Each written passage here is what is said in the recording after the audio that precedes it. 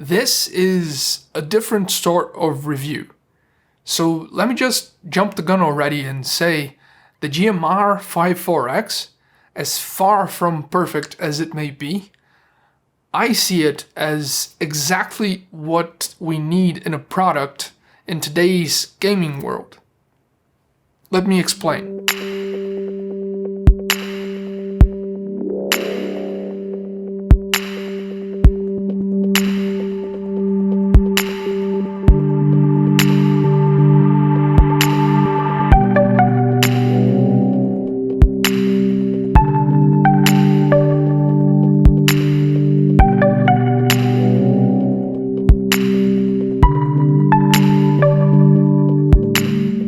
More often than not, gamers will budget like 5 times more for RGB lights and bling for their setups than pretty much everything else, including when they would probably benefit more from an upgrade to a mouse or a keyboard or a headset.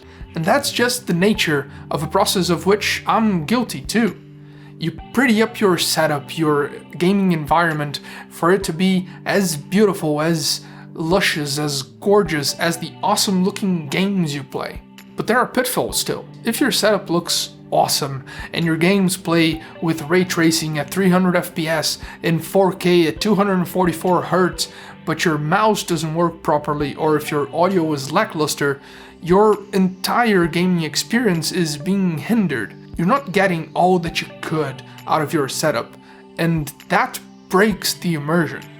But it doesn't matter if you've already spent thousands of dollars on your setup, or if you and I both know gaming gear is usually very unreasonably priced.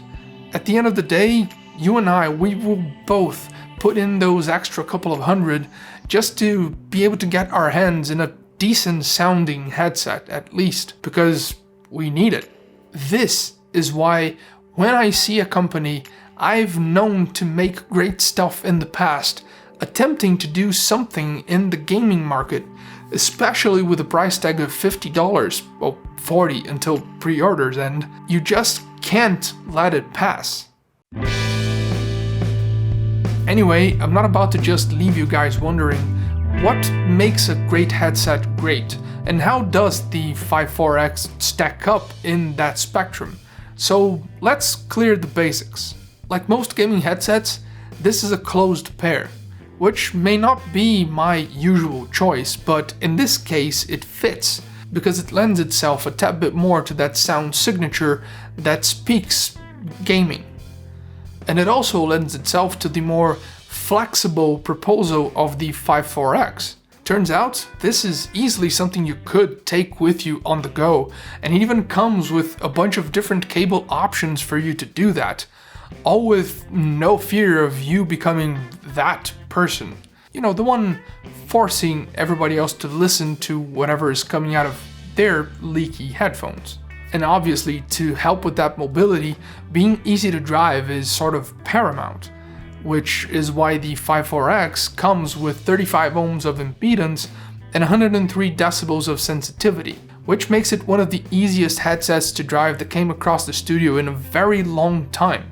Pretty friendly for mobile use, even if it's not exactly the easiest nor the smallest of packages to take with, since it doesn't fold up and it's not wireless. But some could even argue then that stuff like comfort would be much more of a hindrance to stop you from even wanting to use them out and about on the go before you ever stop to think about portability.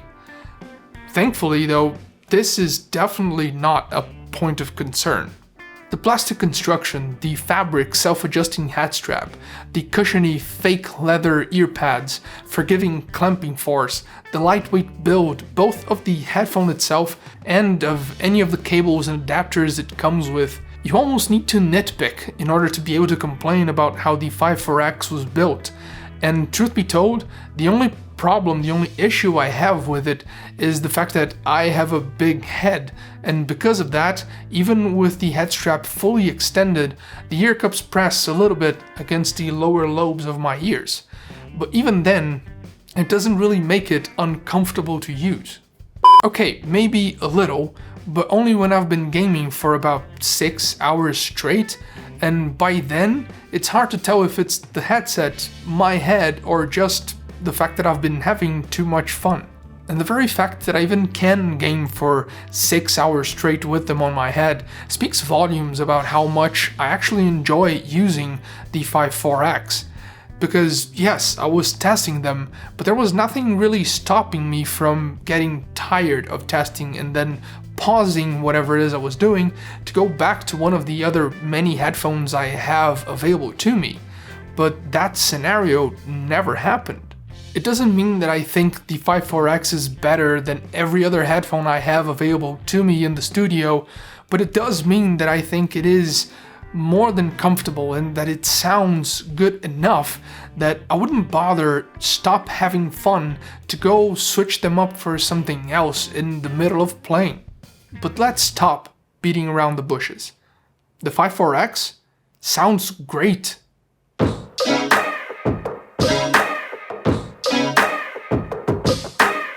Taking price aside even, it sounds really good, in a way that even with my KOSS level of expectations for how it would sound, I was still really surprised.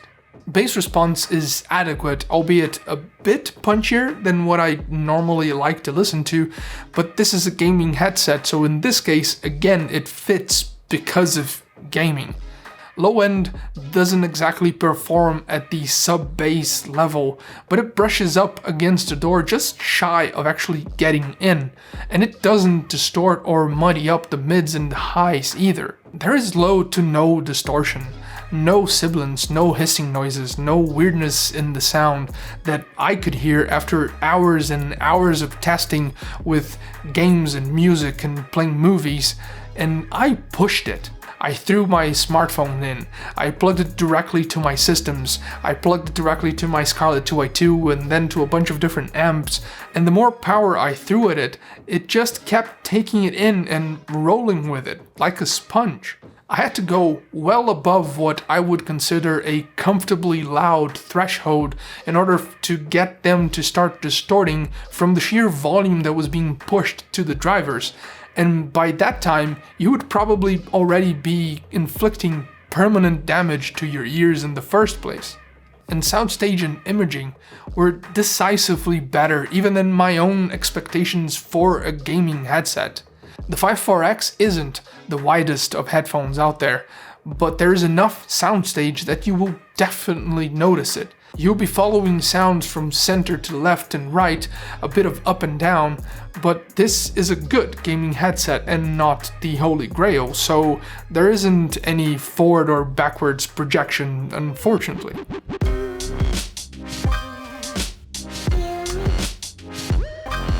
Something I need you guys to understand though is all of these home runs, they're not easy to pull off. And they're especially not easy to find all in one single product.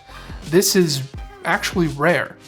But for a gaming headset, the microphone being the point of most contention, with comments about noisy signals or too much processing going on, that's usually not a good sign. And there is merit to most of what's being said here. And yet, even with the missed opportunity of the convenient 3.5mm connection not being designed at an angle, I was still captivated by what I heard. Yes, this microphone does have some slight compression being applied, not all the time, but enough that sometimes you will feel like you're listening to someone that has a cold. But at the same time, it does feel more open and airy compared to other headsets I've tested, which gives a more natural tonality to the sound. It doesn't really try all that hard to isolate just the voice from everything else going on. It doesn't bring the same body to the voice as the PC37X can bring, but at the same time, it doesn't feel as compressed as this one. These are my current champions, and I didn't think they were compressy to begin with, so at least fair enough to allow them to go head-to-head against one another. Unfortunately, that also means your noisy mechanical gaming keyboard will definitely be a part of every voice chat you ever have. More power to silent switches, I guess, right? Design quirks aside, and maybe because I don't use a traditionally loud mechanical keyboard when I'm gaming, I actually like more that open, airy sound that comes from the microphone of the 54X, even if sometimes it does make me sound like I have a cold. And this pains me to say, because this is basically me stripping away the crown from my previous champ, which was the PC37X. But it's true, I really do enjoy it. And from all that, the biggest conclusion I came to after testing these cans is that the perspective and the experiences that it provoked were, in one word, refreshing.